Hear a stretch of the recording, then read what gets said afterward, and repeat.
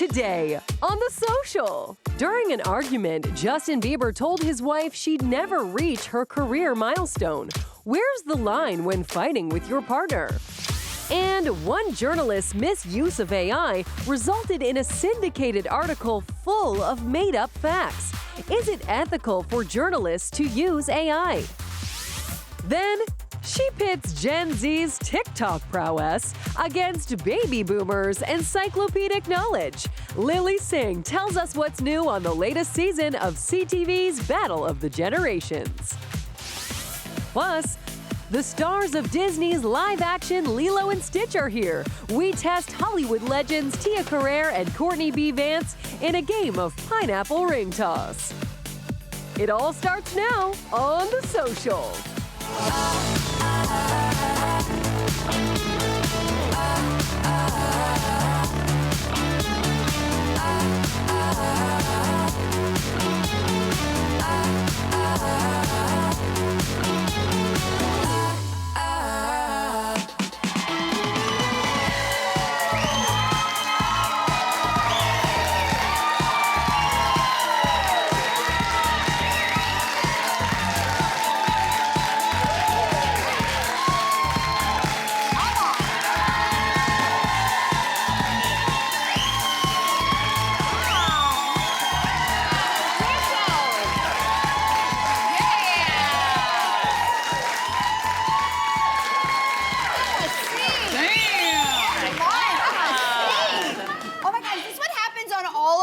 The weeks that are short because of the holidays, you're just extra energetic? Is that what's happening?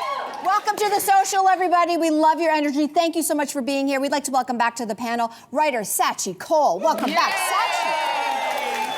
Hi. Good to have you back. Thanks. Obviously all for you, Scaachi. I assumed. I know. Okay, I don't know if y'all heard about this first story, but Justin Bieber must really believe it's never too late to say I'm sorry. You're welcome for not singing that. After his wife Hailey's Vogue cover was released, he actually ratted on himself on Instagram, and he revealed to all of us that he told her once during a fight she would never be on the cover of Vogue. So could your relationship, they are married, but could your relationship come back from a low blow like that? Oh my God, Scaachi. I am famously divorced. I've turned it into a profession. Nice. If my husband said this about me in public, I would put his whole body in my mouth and just pull out bones.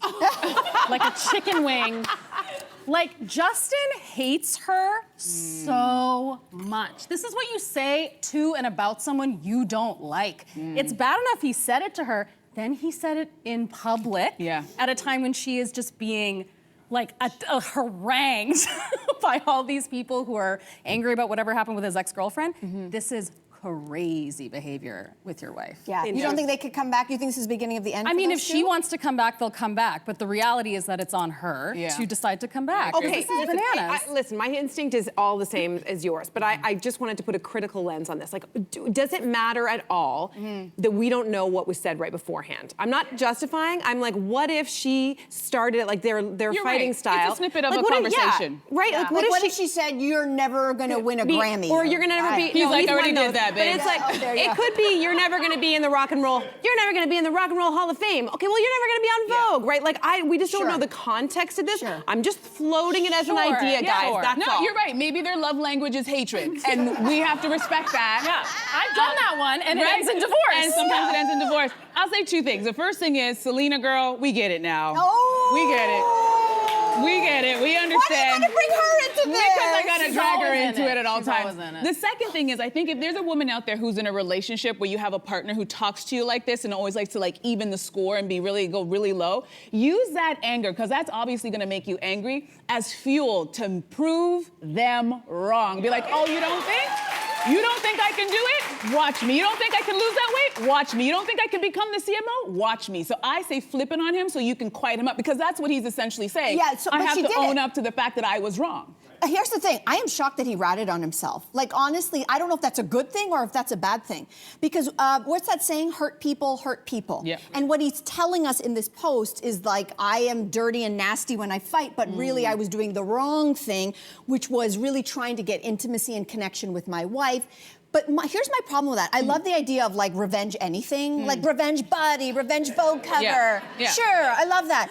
The only problem with that is does that mean that in his eyes, her only worth is what she actually achieves and not actually deep respect? For example, he says at the end, I have to eat my words, basically, I paraphrase. I have to eat my words because guess what? You actually did it.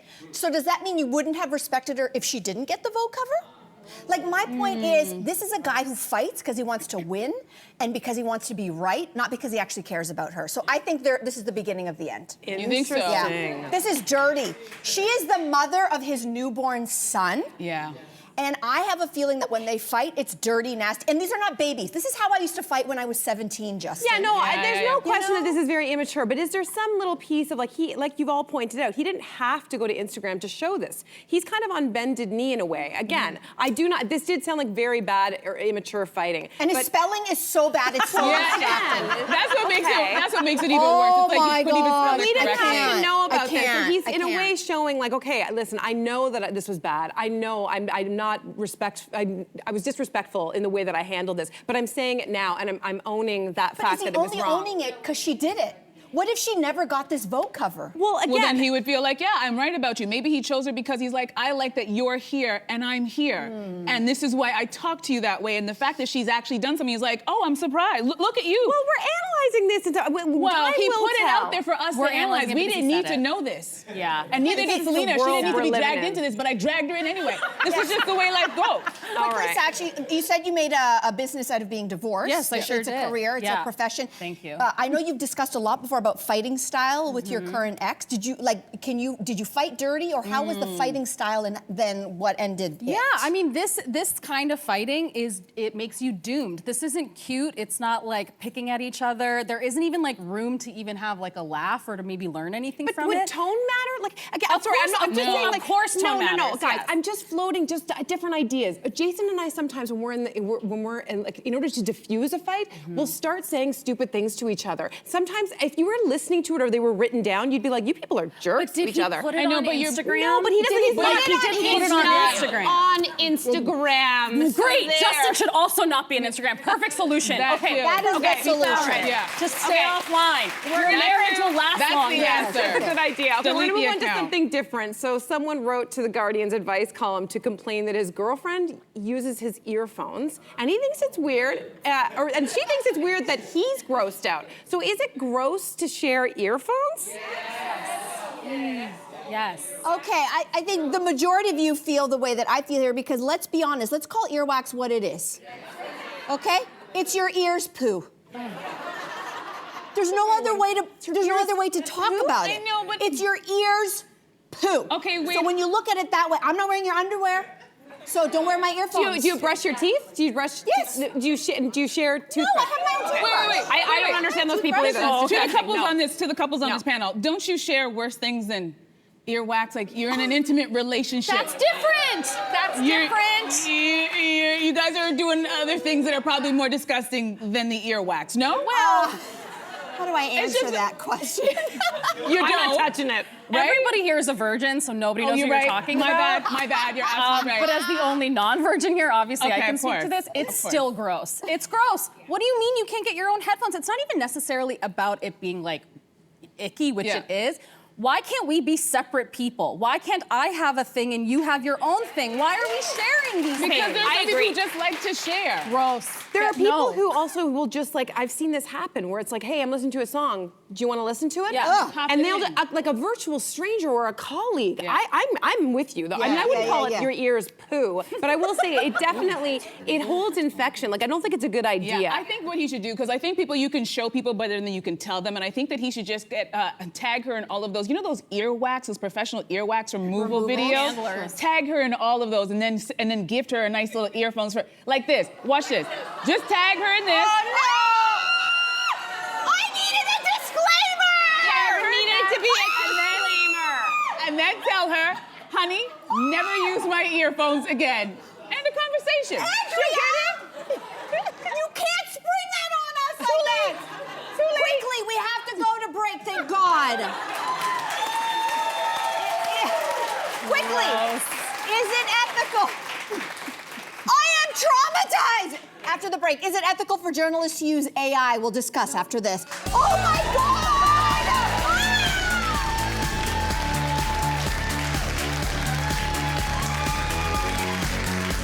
Tomorrow on The Social, hats off to spring, a curated selection of warm weather accessories to keep you cool but serving hot.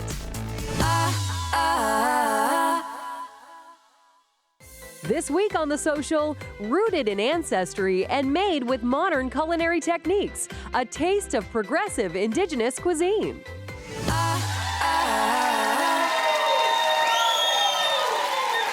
We're back, everybody. Okay, so you're watching and you're saying, how do I get to the studio audience? How do I have a great time like these people here in the audience? Great question.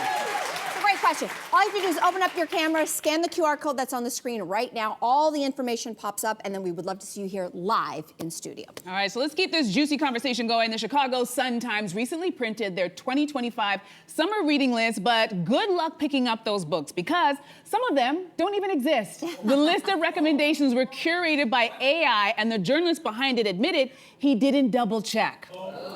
I know. So where is the line when it comes to journalists using AI? Scaachi, I'm going to throw to you first, darling. Not a lot of ethical consumption of AI in journalism. Almost impossible to use ethically. This is one of the funniest examples of it, and I really like it because everybody gets in trouble. But there isn't really a way to use it that doesn't feel like it crosses some boundary where it steals somebody's work or is just kind of like boring, frankly. When my book came out a little while ago, somebody wrote like a fake AI memoir about me. It was like Scaachi Koul, Love and Loss and a Story of Resilience. In what world would I use any of those words? Exactly. But it was like a full rip of my Wikipedia, and it was just like a lot of fluff and circumstance, but it's devised to trick somebody into buying what they think is the book I wrote, but obviously isn't. $7-8 on Amazon, it's been pulled. But there's no ethical consumption of it, in part because it either steals from somebody, or in this case, it's false, demonstrably wrong. But the other thing about AI, which is what it strips from art, is that the point of art is who made it and how they made it. Under what circumstances did they make it? What was it for? What did it do? And when you make something that's made by a robot, you lose the context. And so what's the point without the context? Okay, but I have a question for you. Okay, so you wrote your book, and I also wrote a book. It's a lot of hard work. Yes. Now, AI didn't exist when I was writing my book, but there were some days where I was struggling, and if I could just be like, here are my thoughts, you know what, AI, help me out, write me a chapter with all of this information and this research, hit send. Is that so bad? Yes, because if I could run a marathon, if somebody picked me up and ran it for me, Okay, all right. then I didn't run the marathon. Okay, so how do we feel? So then how do we feel about a ghostwriter? You know, a lot of people have books and they use a ghostwriter. Sure. And when you see the book, it's like written by, and it's not the ghostwriter's name, it's the person whose face is on the book. How do we feel about that? Well, Isn't that person has kind of been insane? paid for a service. That is a person who's been paid for a service to do something for an author. That is a job. Okay, but it's not here's the deal, but what I'm saying is the author who's put their name by such and such, they know they didn't write it. They just fed that person information, and that person put it together really nicely and said, here's my book, and they do a book tour, and no, they never talk about the fact that they actually didn't sit down, open their laptop, and write that book. Well, it's their story, right? It's their the story. process. Well, when It's I about put it the in AI, process. it is this guy's an idiot because he got caught and it's embarrassing. He didn't double check anything. But suppose you put in all of your work, all the research, and you're like, hey, AI, just clean this up for me. Make this a little bit more I think in particular refined. in this situation, though, it is a journalist, and we already know that it's like news is having a hard time right now. So I worry that this is the last nail, or one of the last nails in the news coffin. Like, news has to be doing everything extra in order to prevent AI from taking over. And we need to also make sure that trust is in journalists. And so I think the line for me, if we go back to the original question, is fact checking. And I don't think we can trust AI to do that fact checking at all. We should all be very nervous of somebody. Now, what I want to know more about is what was happening in this newsroom, right? This is the Toronto Star, I believe. Like, what kinds of checks and balances were once in place, perhaps? No, not Toronto Star. It was in the Chicago Star. Chicago In the Sun. Chicago Sun. See, this is why you don't trust AI to do your But research. you're not AI. I didn't. You're not AI. I didn't do AI. I didn't do research there. I didn't check But myself. here's the thing, guys. We sound like the generation that was like, if you want to research something, you can only look it up on Encyclopedia Britannica. No, The horse left the barn a long time ago. She's right. From the New York Times AI policy. Newsflash, New York Times uses ChatGPT. Newsflash, the Globe and Mail uses ChatGPT. But here is their policy. This has already been in place. The horse left the barn a long time ago, y'all. And it's not about it controlling us. I think that's to your point. What you're gonna hear quickly is that in both of these cases, it is human oversight that must trump I hate to even use the word Trump, but you know what I'm saying. Yeah. It is human oversight that must go on top of everything. So the New York Times AI policy, our editors may employ generative AI tools to create initial drafts of headlines, summaries of Times articles, and other text that helps us produce and distribute the news. That's the New York Times. Wait. Okay? If you've got somebody who's written an article from like some no man's land weirdo magazine that is very slanted one way, that's everything's fed into AI. So I'm just saying, I'm questioning what is the research and how, like, are the right checks and balances so we've actually fact-checked the research that's going into AI? Yes. Well, So that's the just journalist's because job. That's where I he said Globe screwed and Mail. Globe and Mail also says our editorial code of conduct to which the Globe and Mail journalists are bound states it is unacceptable to represent another person's work as your own. If it's a story that contains text, images, video, or audio produced by ChatGPT or another AI tool, it must be clearly labeled as such or evident as it is in the story. So, in other words, transparency is key. You have to say we use AI in this case. Okay. And number two, there has to be a human, to your point. I don't think you can take the human out of this. I think that's where it gets dangerous. Okay. I think you're Well, absolutely that's right. That's the first thing Yes. that will get lost in this, and that's the trouble. It is true that AI has infiltrated a lot of newsrooms. It's very present. I used to work at BuzzFeed. We did, A/B testing on headlines, and there's a lot of automation involved in that sort of journalism.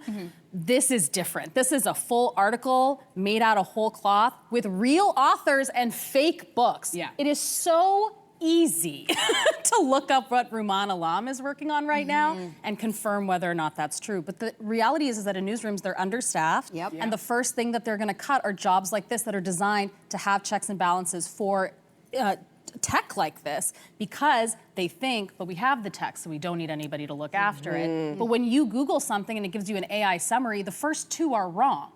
So you now need to Google something 3 times to make sure it's correct and find the source.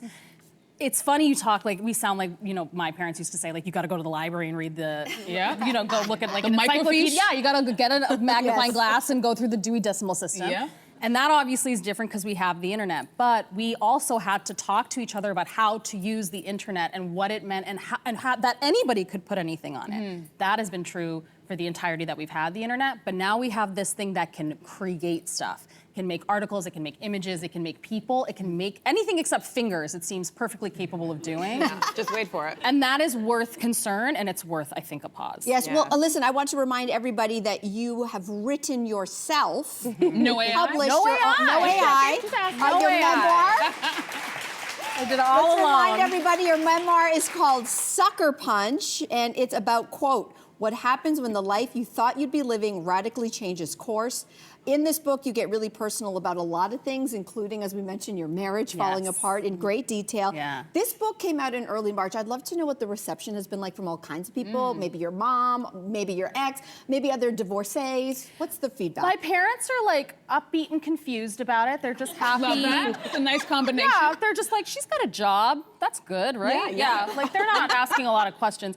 I hear from a lot of divorcees, people who have had big breakups, and then also people who are trying to have a big breakup. I get a lot of preemptive messages from women saying, I think I'm gonna do it tomorrow. What do I say? What do I do? And I always answer, and then I always get a note the next day that says I did it, and then I never hear from them again. Whoa. And they're all my children, and I send them around, and they tell others how to date their boyfriends. And her name is Hailey Bieber. She's next. And her name is She's Hailey next. Bieber, Yeah, folks. I'll get her by the end of the year. Wow, that's amazing. your next book. That's your next it feels book. good. Scaachi, we love having you here. Congrats for on the having book. Thank you for being here.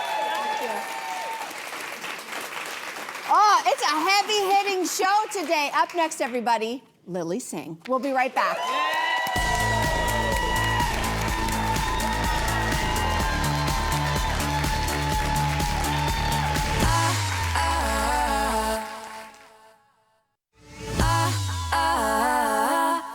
Women's power suits were synonymous with which designer? Whoa.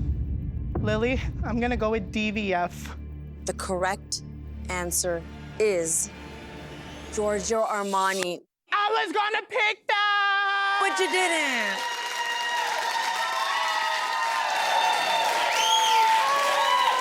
Oh, man.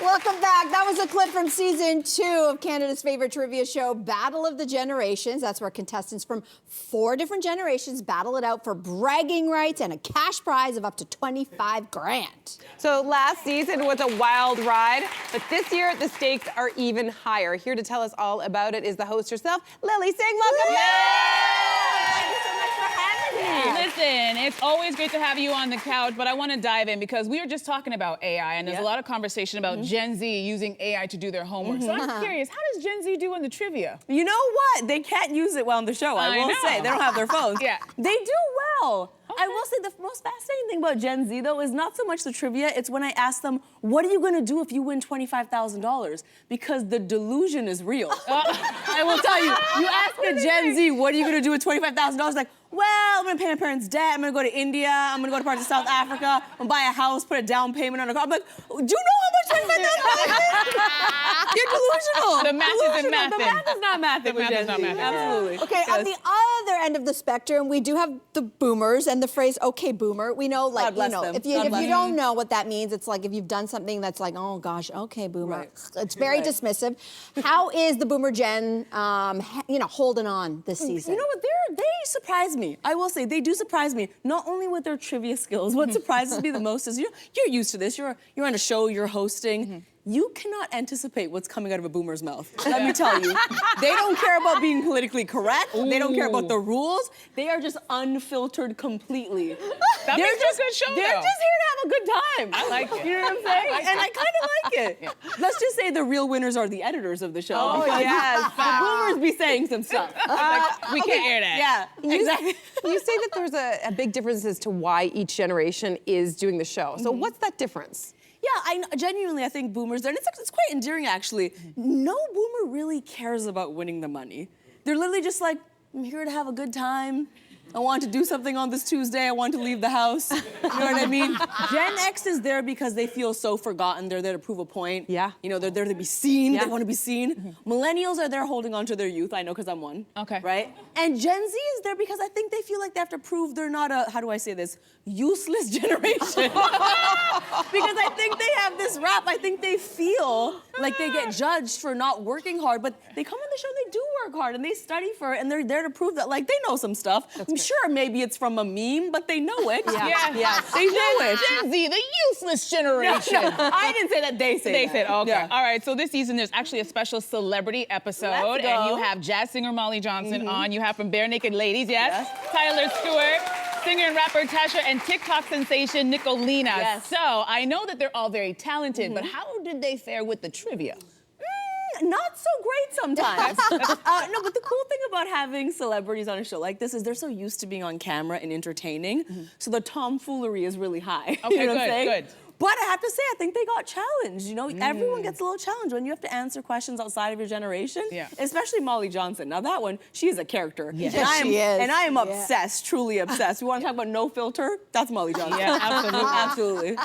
Okay, listen, we were feting some of the celebs that have been on the show, but a huge congratulations is going out to you because you recently announced that you are now a part owner of the Toronto Temple. Let's go! That's big. So, Lily. in case anybody doesn't know, it's Canada's first ever WNBA Let's team. go. Let's go. So, I don't know if this exists elsewhere, but they did make up a term for you. You are now the official chief hype officer. That's correct. What is that? The cho, I like to say. Listen, when they reached out to me, first of all, I was over the moon. I mean, part owner of Canada's first WNBA team, Huge. a dream come true. But if anyone knows me, they would describe me as quite the energetic person. That's who I am naturally. Like, I've had no caffeine today. This is just who I am, y'all. This is who I am. And I want to bring this energy to the games. You know, I want to scream about this team from the rooftops and let everybody know that Canada and Toronto, we got the best team. And the whole country's behind this team. Yes. You know? And we have the best show. And we have the best show. I mean, that will be determined, but I'm going to try my darn best. I know you're going to do it, I'm going girl. to try my darn All best. right. But can I do a subtle flex? Now, I don't know how good the cameras are for zooming in, but you see these nails? Yeah. You see that? Oh, Okay, wait, hold still, hold It's the still. Toronto Tempo logo. Oh, that's fire. And this is just a small example of how extra I am. How extra I will be. And that's why you are the #1 cho. The cho. Because you go the extra mile. You go, cho. We love it. And as if you don't have enough jobs, you got 15 jobs, as the Caribbean people like to say. But I want to talk about one more, because you recently launched the first ever media network for South Asian YouTube creators. Yes. Tell us about Hyphenate. Hyphenate, yes. Okay, so in 2010, when I started making YouTube videos, that's how I got my start. There weren't that many resources, especially for people who looked like me. And I'm a big believer of leaving things better than how you found them. You know, paving the path. And so this network is committed to helping South Asian creators get the bag, get resources, and get the opportunities that I wish I more easily got when I was starting this. That's fantastic. That is really great. All right, so Lily, I know you're accustomed to sitting in the host seat, but we want to put you in the contestant seat and have a little game of trivia. Are you down to play a little trivia with Lily? Do you feel like you're up to it, my dear? Absolutely not. Okay, but we're gonna do it anyway. Let's do it. All right. Be scared and do it anyways. All right, so first question, first up. For Generation X, which Canadian singer won Eurovision back in 1988? Was it A, Alanis Morissette, B, Bryan Adams, or C, Celine Dion? First of all, this was the year I was born. Okay. Eurovision, don't know her. Okay. I'm going to just take say... an educated guess. You got it. I feel like the name that makes the most sense to me is Celine Dion. Ah, she got it. Yes. Go!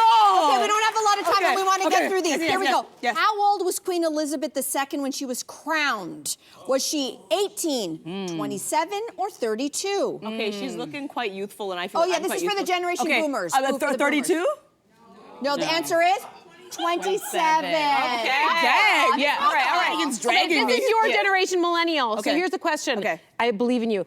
Who voiced Miss Frizzle on the popular children's television series Magic School Bus? Was it A, Tina Turner, B, Betty Davis, or C, Lily Tomlin? Okay, I feel like that. Come on. I feel You got this. I'm just gonna, because of the name relation, say Lily. Yes! Let's go! Lily's, let's go, baby. Wow. Amazing. And that's all we have time for, folks. Oh, that was great. Flies when you're having fun. Lily, well done. Thank Very, you. very well done, Very everybody. funny. Yeah. Okay, 2 out of 3. That ain't so shabby. Hey, room for improvement always. Room for improvement. Thanks for coming back. Yes. Battle of the Generations. Season 2 premieres when? Tonight! Yes! That is Wednesday, May 21st, 10 p.m. right here on CTV. You can also watch on CTV.ca and the CTV app, followed by next day streaming on Crave. So if you want to catch it there, don't miss it. Let's take a break, and then we'll be back with the stars of Lilo and Stitch! Good job! I know. Yeah.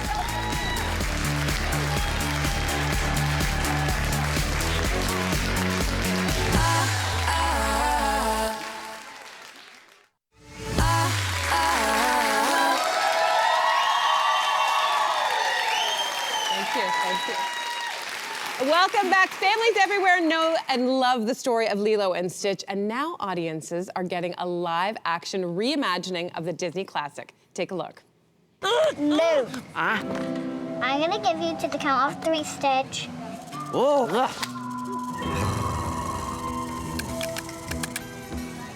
1. And here to celebrate the magic of this Disney classic are 2 of the film stars, Hollywood legends Tia Carrere and Courtney B. Vance.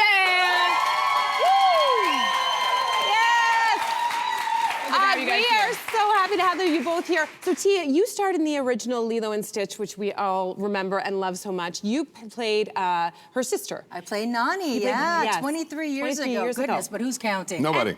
And in this reimagining, you're actually playing a social worker. So what was it like to step back in this world and, you know, like just be a part of this again? Well, I was so excited to be part of it in any capacity. I really wanted to play Tutu, though, but they're like, Tia, that's for Amy Hill. But I just wanted to drive that ATV and be all gangster like that. But I loved being able to mentor the young girl that I used to be. Because where I am in my life now as a woman, you know, sort of that next generation and advocating for them, it really dovetails with where my ideology is today. That's so wonderful. And Courtney, I understand that you're new to the Lilo and Stitch universe, but you're not new to the story, because I understand that your twins, when they were little, used to watch with your wife, Angela Bassett. Had to drop her name in there as well. But I understand that your kids were afraid of the characters. So how do they feel about Stitch now? They love Stitch. They're 19 now. They're but we used to watch all the animated movies that came out, and this one came out. They were 3 or 4 after this came out, so they were on to other things. Okay. So, and then when we did try to introduce it to them, they were just a little verklumped. So we moved on. They're scared of the But fangs we're here and now. stuff. I understand. That's what's important. We're here now. Yeah. We're good now. Yes. I can see that. Both kind of scary and endearing. But Yes. Courtney, you play a CIA agent with an amazing name. Cobra Bubbles. Cobra. Okay. So talk about what drew you to this character. Cobra Bubbles. Yeah, okay. The name. Just the name alone. Tell us about your character. Well, he's on a mission. He's a man on a mission, and he likes a mission. He works for the CIA. He's a mission guy. Yeah. And unfortunately, this is not a mission project. Stitch and Lilo are a thing unto themselves. And I've got to make a decision about where I'm going to go with this, and whether where my loyalties are to the relationship of the two of them, or is it to my job? And we'll see. Yeah. Okay, I like that answer. All right, so Tia, you were born and raised in Hawaii. Yeah. Now, is it true that with the original film that you had a hand in some of the dialogue and the music just to make sure that it was authentic to Hawaii? Well, Chris Sanders, who plays Stitch and directed the first one with Dean DeBlois, they invited me to the conversations. They said, how would you say goodbye to your sister? And what's a phrase in Hawaiian? I said, it's actually a song of love and farewell written by Queen Lili Okalani. So I got to suggest singing Aloha Oi in that hammock scene, as opposed to having, spoken dialogue. And I said, also, I'd like to introduce some of the pidgin English, that broken English that, the immigrants couldn't understand each other's language. So we had, a broken language, like, hey, bro, you like go grinds? Hey, brother, would you like to go and get something to eat? Grind your food or something like that. So it's a very interesting sort of patois that we have in Hawaii that is unlike anywhere else in the world. So I'm glad I got to introduce those fingerprints to the character. That's fantastic. All right, well, since we have you guys here, we want to have a little fun. We're going to play a little game. Since Lilo and Stitch is, on the beautiful island of Hawaii, follow me. We thought we'd play a little game, a little luau game. Melissa's going to break it all down for us. Let's get in our position. Where you been? Here you go, Where you been? Courtney and Cynthia are here, and Andrea and Tia are here. We're going to play a little game called Lay It on the Pineapple. So the way that this is going to go, so listen up, you're going to each go back and forth and toss your ring or lay your pineapple, and then I have a question for you. It's either going to be Lilo and Stitch lore-based or Hawaii facts, okay? Whoever has the most points at the end wins. Are we ready for the first one? We think so. Andrea and Tia, you're going to toss first. So Tia, all right, you're going to decide. So just Give like a little toss. Yeah. Okay, Hawaii. Okay, first question about Hawaii. True or false? Surfing was once a sport only reserved for Hawaiian royalty. True or false? That is true, and that's Hawaiian lore. That is true! Yeah. I got the best One for you. Is it my Okay, turn? Courtney. Okay, Courtney, you're up. You're up. What if I miss? Then you Right? keep going. You go Keep again. going. Right next to you, for goodness sake. Ah, there we go. Okay, another one. Here we go. Here we go. You ready? Both of you. Here's a question. What natural beauty can be seen on the state's current official license plate? Pineapple. Not a pineapple? A beauty? sunset? No, but that's all the choices you have. Wait, hold on. A rainbow! A rainbow! I was going to say It's that Nick- next. It's nicknamed the Rainbow State. Okay. Yes, you would know this. All Okay, right, you so toss. we're next. You toss. Okay, keep going. Go. Keep going. Toss. Okay, Lilo. That doesn't count. Hang on. Who is Lilo's favorite singer? Okay. A hint. Stitch has Come been on. known. We know. We know. Elvis. Two. Too easy. Too easy. Points. All right, off you go. Toss. Choices for Sissy. Okay, there you go. So really great. That's a good hand. That's a good hand. Okay, This we is got for you, this. Lilo and Stitch lore. The concept of ohana is a central theme in the movie, and it resonates so deeply with audiences all over the world. What is the full quote that Lilo says to explain what ohana actually means to her? The full quote? Yes. I don't know the full quote. Can you give us I a know what flavor? it means. It means Give us- family. It means yes, love. we're It going to means give that family. to you. We're going to give that to you. 2, 1. I was sitting in the car the whole movie. Family means nobody is left behind or forgotten. That's is the whole entire. quote. That's the whole quote. Okay. I got the best team We got answer. time for I'm more? gonna toss know. next. I was Okay, in the car. another toss. Okay, you toss the next Okay, one. here we go. Oi, oi. I'm making you do all Is it hard my work. turn? It's No, my- no, it's Tia. Courtney. Okay, Hawaii. Okay, here's another Hawaii too fact. small. Oh, what is Hawaii's state nickname and what does the word mean? Oh, the Aloha State. The Aloha State, and what does aloha mean? Okay, so wait, it means hello, I love you, goodbye, but also aloha is I give to you the that's breath too of much. life. She knows too much. Is the breath of life. She knows too much. We just got. She should be on my team. I'll take She should be over here. Yes. No, she's right where she needs to be, Courtney. She's right where she needs I to be. hate to do this, but Yes, they're going to make me do math on live television, but it is Wait a minute. 3 to 1. Wait a minute. 3 to 1. 3 to 1. It's true. 500 million. 500 We million didn't to finish. zero. It's my turn. Here we go. This is the You can bonus keep round. tossing if you want. If We you got want the to keep- bonus round It's now. true. I have did to that during quickly the say, break. Tia, Courtney, thank you both for playing along and for being here. We're going to let you keep going on commercial break. Disney's Lilo and Stitch opens exclusively in theaters on May 23rd. We'll be right back. We win. Can you be on We win.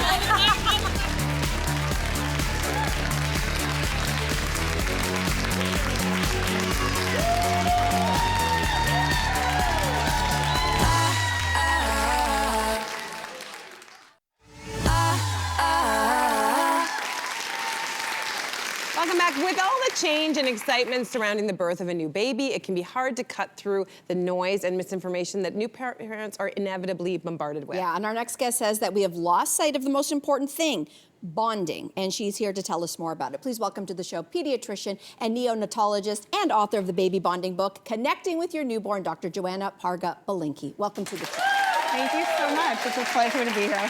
What an interesting book. Congratulations on writing this. We want to know, why is it so crucial that bonding happens in the early days of life for a baby's physical and neurological development? Why is it so key? I feel like people don't realize, but the first year of a human being's life, a baby, their brain is growing at a phenomenal pace. They are putting together neuronal connections, and they're really learning how to interact with their environment. And what's the foundation for that? It's safe, stable, nurturing relationships. So that's what makes that bond so important with baby. Yeah. Dads, I don't know if it's just a recent thing, but dads have been encouraged more and more recently to do that skin-to-skin bonding after baby's birth. Is that part of this? Oh, yes, definitely. There are many ways to bond with your baby, but skin to skin is a great one. So you mentioned I'm a neonatologist, so I work in a neonatal intensive care unit, and there we use all these fancy monitors. We're looking at baby's heart rate, we're looking at their breathing, and when babies do skin to skin in our unit, we can see how the babies relax, how much they're connecting with their caregiver, whether it be dad or mom or grandma or grandpa. So that skin to skin, even if it's not with the birth parent, is so important, and it actually is calming for the baby. Wow. It's amazing. Wow. Okay, so have you found that parents have a hard time believing in the fact that their attachment to their child is just this important? It's like what you were saying. There's just so much noise in infant care, and people feel like they have to have the perfect baby registry, or they have to know everything before they start taking care of baby. And I think that takes away, again, from what's really important, which is who is this person I am bringing into the world? Give yourself time to get to know them, and then focus a little bit more on the long game. I think that helps with that very demanding phase of parenting that is parenting a newborn. So who is this person? Who do I want them to become? And how am I going to use our building of a safe, stable, nurturing relationship to do that? Okay, let's get into some strategies, like specific strategies that you recommend for understanding and responding to a newborn's needs. So the first is really just active listening and observation. So babies can't chat like you and I are chatting, right? So you need to be really keen on looking at nonverbal cues and sort of really looking at the baby and thinking, okay, what does this baby need? What can I do to help? And then responding to them, right? So when they're telling you like, this is the thing I need, being that responsive parent who's being loving and attentive, that matters so much as baby is developing. And then of course, too, you want to create an environment where they can explore, where they're encouraged to explore, and where they feel safe doing that. That's so important when you're taking care of a newborn baby. It's true, and I can only imagine, like, we live in an era where most of us have our faces buried in our phones all the time. So if you've got your kid at the playground, even at the little infant stage, like, it's very tempting to just be distracted. So you're saying it's really important to really connect. And I love what you just said. I think people just have to be really intentional now and give themselves permission to just disconnect when they're with a newborn. Because even though it might seem like they're sleeping all the time, again, in their sleep, they are doing so much. They are building their brain connections. Okay, so for those who are hearing these tips right now and they're at home and they're feeling really overwhelmed, what are some simple everyday practices the parents can try to do to really bond with their baby? You know, one of my favorites is really just incorporating the baby into your daily activities. So if you're folding the laundry, narrate that for baby. You know, if you're loading the dishwasher, you know, make sure you're teaching the baby the way you like it loaded, right? Because people have a lot of opinions on that. And the other thing I really love is if baby talks to you, let's say they coo or they make a sound, do it back. And that's called serve and return. And that's a really fun kind of like tennis match you can do with the baby. And that's how they learn language, and that's how they learn connection, and that's how they learn like, hey, I have a loving, attentive caregiver who's really paying attention to me, who really cares what I have to say. So make sure you're doing that. Reading is just such a really great, easy way to connect. And it doesn't have to just be baby books. I remember I read a lot of romantasy to my newborn when I was on maternity leave. So it can be anything that can really help you establish that connection and make sure you're talking to them and play with them too. And make it be fun, right? Yeah, for make sure. It be something that's gonna Okay, so, you know, we know that having a child, you know, it is so hard to prepare. So as an expert, what would you give as far as general advice to parents on how to prepare? Is it reading this book list? Is it like, what do we do if we're really just scared and it's coming? I think if it's coming, you know, be prepared for the unexpected. I think there are gonna be things in delivery, which is a big moment, the moment of birth, and also in parenting that are gonna be unexpected, and there's gonna be uncertainties. So sort of finding a way to embrace that, and again, taking time out to really get to know your infant, what makes them click, what makes it that, you know, that you want them to know, thinking about the future. What I thought was really helpful, I have 3 kids, so finally with my third, I did a vision board, and I really thought ahead to the future. What are the traits, values, characteristics that I want to pass down to my baby that I think are really important? And that really just helped me recenter the whole newborn period and think about the future and the relationship I'm building with her. Yeah, this is such a great conversation, a great grounding conversation. Thank you so much for joining us today. Thank you so much. So great. Okay, we're gonna take a very quick break. We'll be back right after this.